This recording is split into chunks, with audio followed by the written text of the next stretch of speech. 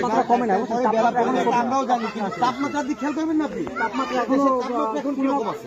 34-35% এখনো আছে। আপনার কি ধারণা এই বাচ্চাটা আমার নিজের আতালেও তো বাচ্চা আছে, 20-25 দিনের বাচ্চা। এই বাচ্চা যদি দক্ষিণের কোনো হাটে নেয় কবে 6 মাসের বাচ্চা। আমি চরমনাইতে সেদিনকে একটা কিনে আনছি, চরমনার হাটে গরু হলো বিয়ে নতুন হয়ে আসে। তাহলে আপনি ভুল ট্রিটমেন্টে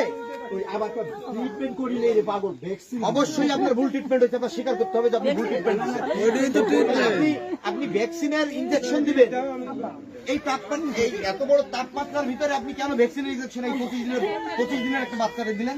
না না, আমরা ভ্যাকসিনের সমস্ত বাচ্চারই করছি, কিন্তু এই একটাই যে সমস্যা হবে সহ্য করতে পারবো না, এটা আমরা বুঝি। আপনি ডাক্তার, আপনি যদি না বুঝতে পারেন তাহলে আমরা যেন গরু পালি, আমরা কিভাবে বুঝবো?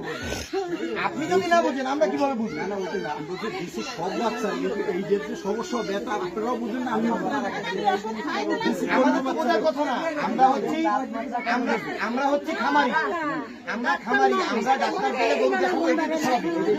আপনি কেন বুঝলেন না? আমি তো 4টে পরে বেলা পড়ে তখন আমরা ভ্যাকসিন দিই, সবাই বলতেছে গরু অসুখ হয়, আমাদের গরুটাতে ভালো আবারে ভ্যাকসিন দিই। আপনার নিজেরও তো একটা শরীর, আপনার নিজের একটা শরীর না, এই গরুর বাচ্চারও তো একটা শরীর।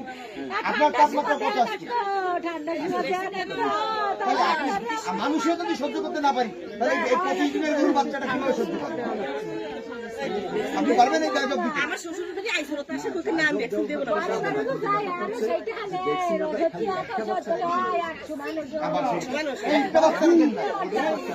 আপনি সকালবেলা দিচ্ছেন, আমি এই বাড়ি থাকি সকালবেলা একটা বাচ্চাকে ভ্যাকসিন দিচ্ছেন, সকালবেলা দিচ্ছেন, সকাল তাপমাত্রা ভালো ছিল, দুপুরে 12টা যখন বাজে তাপমাত্রা বাড়তে রয়েছে, এখন পর্যন্ত কমে নাই। আমরা